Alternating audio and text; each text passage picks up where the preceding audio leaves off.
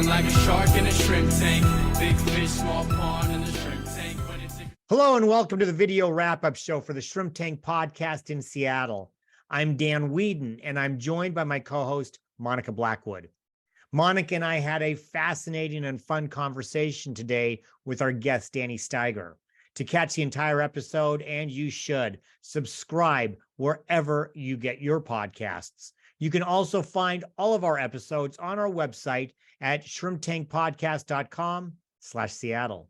Hey, Danny, I just wanted to thank you again for talking with us. One of the things that we talked about that I found really insightful was when we were talking about Gen Z customers taking over the market share, and you were talking about brushing off the dust in the lumber industry. Talk to us a little bit more about that. Yeah, in the lumber industry, it's kind of an aging demographic a lot of times for employees. And I just think it's so important that we couple those employees who have so much amazing experience in the world with kind of the energy of youth, so to speak, bring these young people into the industry. And I know we talked a little bit about a comment that sometimes made, well, this isn't a sexy industry per se. And I was at a conference and they echoed that statement, and the presenter said, okay, let me ask you this. Everybody in this room, are you all high-level management or owners? And most of the room raised their hand.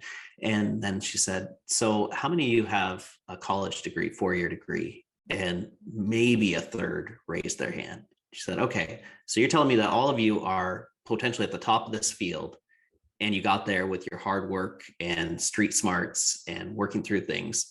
How is this not a sexy industry?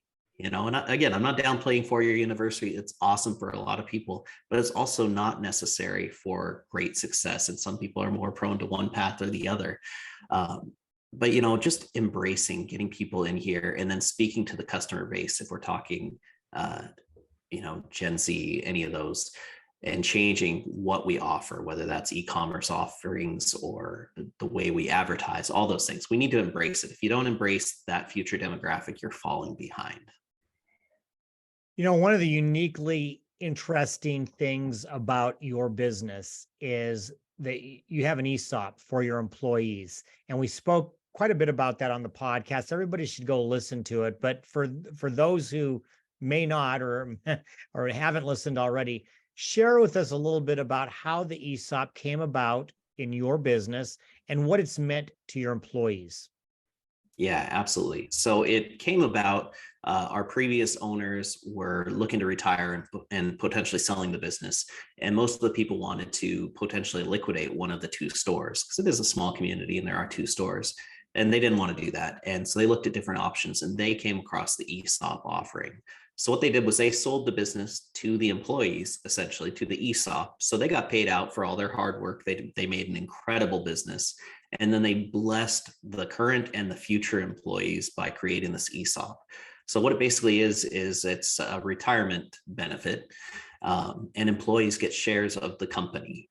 Every year, they don't pay a penny for it. They just get those shares.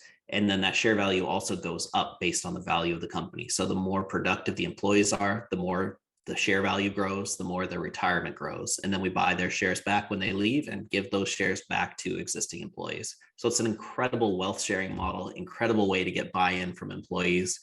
Though we found it does take a lot of communication for people to understand, because the ESOP is maybe the best kept secret, worst kept secret. It shouldn't be a secret.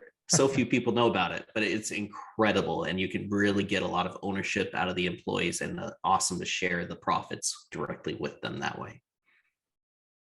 Well, I think we've come to the end of our time. Danny, thank you so much for being a guest here on the Shrimp Tank. And for our listeners who might want to get in touch with you and learn a little bit more, how can they get a hold of you? Absolutely. So you can find us online, angelusmillwork.com. You can hit me up directly, DannyS@lumbertradersinc.com. Check us out on Facebook. There's some great videos on there as well. Just look up Angelus Millwork and Hartnagel Building Supply, and hopefully on TikTok soon. Hey. And make sure you check out all of the replays on shrimptankpodcast.com/Seattle and wherever you get your podcast, iHeart, Apple, Spotify, SoundCloud, all of them.